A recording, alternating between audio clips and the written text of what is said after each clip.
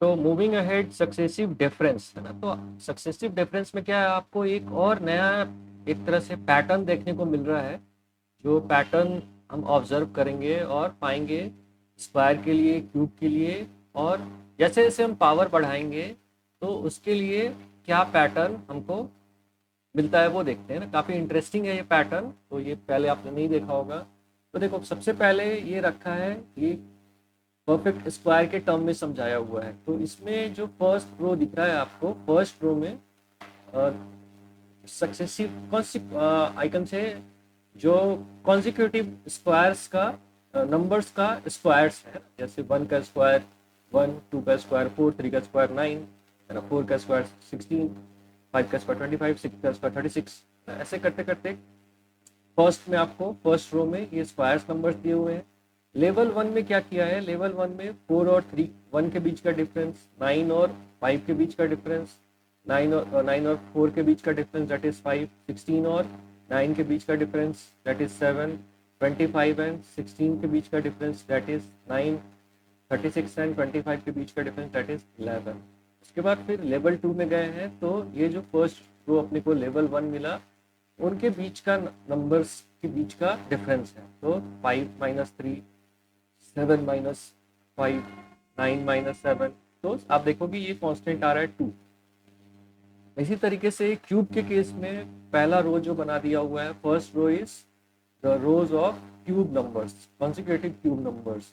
1 का क्यूब, 2 का क्यूब, 3 का क्यूब है ना, 4 का क्यूब, 5 का क्यूब, 6 का क्यूब। अभी फर्स्ट जो रो है, first row is difference between these two numbers. 8 - 1 7, 27 - 8 19, 64 - 27 is 37।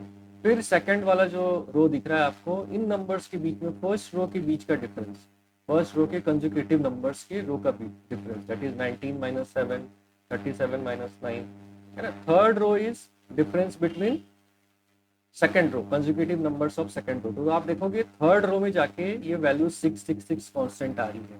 कहने का मतलब है, पावर जितने का है, अगर किसी एन नंबर्स पे 2 का पावर है, तो वो सेकंड लेवल में जाके कांस्टेंट हुआ है। डिफरेंस जो है कंसेक्यूटिव नंबर्स का सेकंड लेवल पे जाके कांस्टेंट हुआ है। अगर एन पे 3 का पावर है, मतलब क्यूब्स की बात कर रहे हैं, क्यूब्स कब जाके कांस्टेंट होगा, तो क्यूब जो है वो थर्ड लेवल पर जाके कांस्टेंट हो रहा है। क्यूब्स के बीच का डिफरेंस थर्ड लेवल पे जाके कांस्टेंट हो रहा है। अगर हम फोर्थ पावर की बात करें, तो वो फोर्थ लेवल पे जाके कांस्टेंट हो रहा है ना। तो इसी चीज को एक मैंने आपको एक्सेल सीट से बताया हुआ है। एक्सेल सीट से मैंने एक जस्ट छोटा सा ये डिराइव किया है। अगर किसी को एक्सेल सीट से सीखना है, तो वो मुझे व्हाट्सएप पे मैसेज करे, मैं उसको एक्सेल सीट पे कैसे बनाया है वो बता दूंगा, है ना। तो इसमें आप देखो, इसमें जो फर्स्ट कॉलम है वो नंबर्स का है ना। First column is about numbers, है ना, कॉन्जिक्यूटिव नंबर्स, नेचुरल नंबर्स 1 से लेकर 20 तक लिखे हुए हैं। सेकंड जो कॉलम है वो उन नंबर्स का स्क्वायर्स किया हुआ है, जैसे 1 का स्क्वायर 1, 2 का स्क्वायर 4 है ना, 3 का स्क्वायर 9, 4 का स्क्वायर 16, 5 का स्क्वायर 25। उसके बाद ये फर्स्ट डिफरेंस वाला जो कॉलम है, फर्स्ट डिफरेंस वाले कॉलम में this minus this, then 16 minus 9, then 25 minus 16, 25 minus 16 is 7। तो ये फर्स्ट डिफरेंस वाला कॉलम है। उसके बाद next this one is the column of second difference, है ना, the column of second difference that is 5 minus 3 is 2, 9 minus 7 is 2, 11 minus 9 is 2। Okay, तो इस तरीके से सक्सेसिव नंबर्स के बीच का, कंसेक्यूटिव नंबर्स के बीच का डिफरेंस है। तो आप देखोगे ये सेकंड लेवल पे आके ये कांस्टेंट हो गया है ना, सेकंड लेवल पे आके कांस्टेंट हो गया है। ये फिर क्यूब्स के लिए हम जा रहे हैं। क्यूब्स के लिए ये कॉन्जिक्यूटिव क्यूब्स लिखे हुए नंबर्स 1 से 20 तक है ना। 1 का क्यूब इज 1, 2 का क्यूब इज 8, 3 क्यूब इज 27।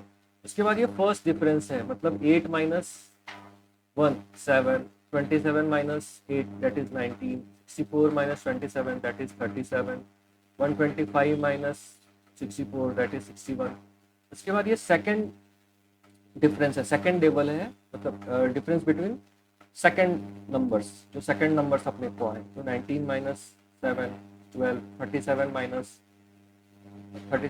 19 18 है ना। इस तरीके से ये सेकंड डिफरेंस है वाला कॉलम है। उस तरीके से फिर आप देखोगे जो थर्ड कॉलम आ रहा है, third column difference between these numbers, 18 minus 12 is 6, 24 minus 18 is 6, 30 minus 24 is 6। तो ये वाला थर्ड कॉलम जो है वो कांस्टेंट आ रहा है, थर्ड डिफरेंस कांस्टेंट आ रहा है।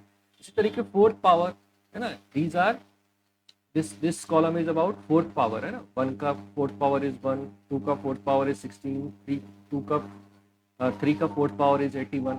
तो उसमें first difference this one, then this one and this one, तो fourth difference जाके ये constant आने लगा है ना, fourth difference जाके constant आने लगा। तो इससे आपको और क्या समझ में आ रहा है, इससे आपको एक ये भी समझ में आ रहा है, अगर हम कॉन्जिक्यूटिव नंबर्स का डिफरेंस लें, जैसे कोई भी कॉन्जिक्यूटिव नंबर्स उठा लेते हैं, 9 और 8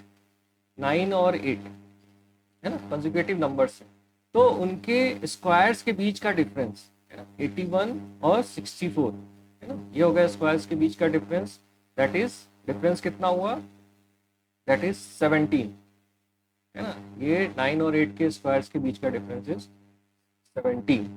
ओके, वही हम 9 और 8 के क्यूब्स के बीच का डिफरेंस देखें, तो 8 का क्यूब इज 512 एंड 9 का क्यूब इज 719। तो उनके बीच का डिफरेंस कितना आ रहा है, तो उनके बीच का डिफरेंस जो आ रहा है वो 217 आ रहा है, 217 आ रहा है।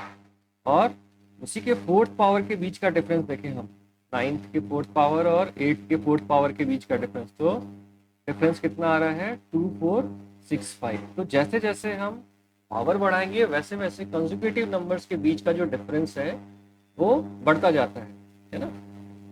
इसलिए वो ज्यादा स्टेजेस लेते हैं कांस्टेंट पे आने पे, है ना, ज्यादा स्टेजेस ले रहे हैं कांस्टेंट वैल्यूज पे आने पे, है ना। डिफरेंस का जो स्टेजेस है, अगर हम बोलेंगे जैसे ये सेकेंड स्टेज में स्क्वायर जो है सेकेंड स्टेज में कांस्टेंट आने लगा है, क्यूब जो है वो थर्ड स्टेज में कांस्टेंट आने लगा है, और फोर्थ का पावर जो है वो फोर्थ स्टेज में जाके कांस्टेंट आने लगा है। तो इस चीज़ पे भी, इस कंसेप्ट पे भी आपका एक क्वेश्चन है आगे, उसको जस्ट हम लोग यहीं पे टैकल कर लेते हैं ताकि बाद में कंफ्यूजन नहीं रहे, है ना। एक इसी कॉन्सेप्ट पे एक क्वेश्चन है आपका आगे, तो just we will move to that question, this one, which of the following is greatest, you have to tell which of the following is greatest, explain your reasoning and you have to explain your answer with reasoning। तो इसमें दिया हुआ है 67 minus 66 cube, then 43 minus 42 cubes, then 67 minus 62 squares and then 43 minus 42 squares, है ना। तो जैसा मैंने बताया कंसेक्यूटिव नंबर्स जैसे जैसे बढ़ रहे हैं, कंसेक्यूटिव नंबर्स जैसे जैसे बढ़ रहे हैं तो उनके बीच का डिफरेंस भी वैसे वैसे बढ़ रहा है ना। जैसे अगर हम 67 के क्यूब्स माइनस 66 का क्यूब और 67 के स्क्वायर माइनस 62 का स्क्वायर देखेंगे, तो ये 60 क्यूब्स वाले जो डिफरेंस होंगे वो ज्यादा होंगे, है ना।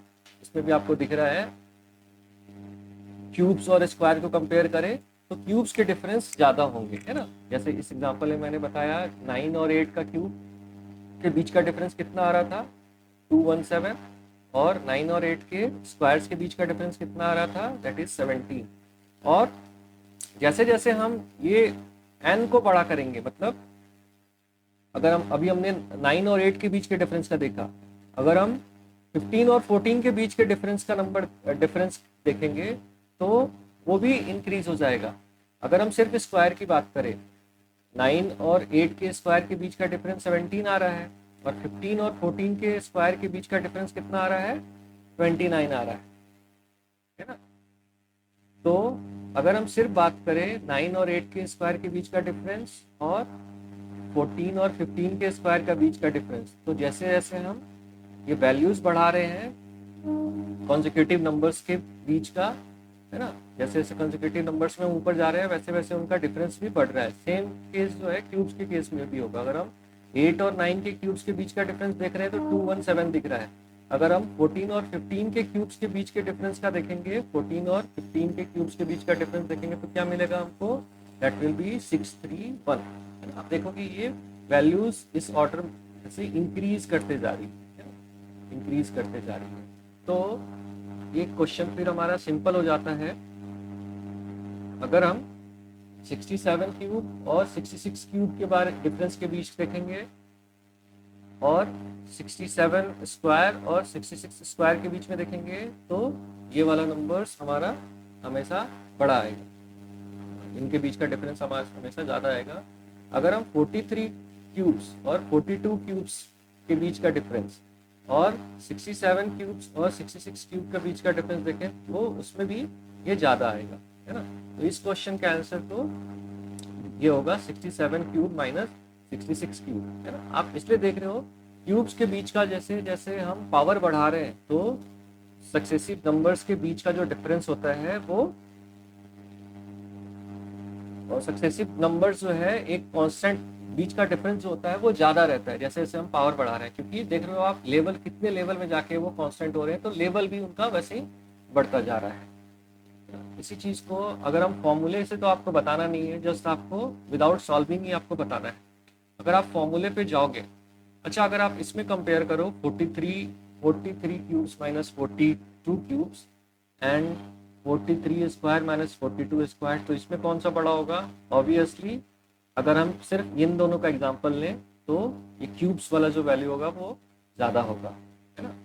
और अगर हम सिर्फ स्क्वायर वाला लें 43 square minus 42 square and 67 square minus 66 square, तो इसमें कौन सा बड़ा होगा। तो जैसे जैसे हमारा ये कंसेक्यूटिव नंबर्स बढ़ गए तो ये वाला के बीच का डिफरेंस ज़्यादा बड़ा होगा, है ना। अगर इसी चीज़ को आप फॉर्मूले से सॉल्व करना चाहो तो ए स्क्वायर माइनस बी स्क्वायर का फॉर्मूला क्या होता है। ऐसे फॉर्मूले से नहीं, आपको बस देख के सॉल्व कर लेना है। ए स्क्वायर माइनस बी स्क्वायर का फॉर्मूला होता है ए प्लस बी इंटू ए माइनस बी। ये फॉर्मूला आप लोगों ने शायद पढ़ा होगा, नहीं पढ़ा होगा तो आपको आगे क्लास में पढ़ाया जाएगा इसको। यहाँ ए की वैल्यूज जो है n+1 है और बी की वैल्यूज जो है n है ना, यही है ना। क्योंकि आप देखोगे कॉन्जिक्यूटिव नंबर्स हैं, अगर ये 24 है तो ये 23 है।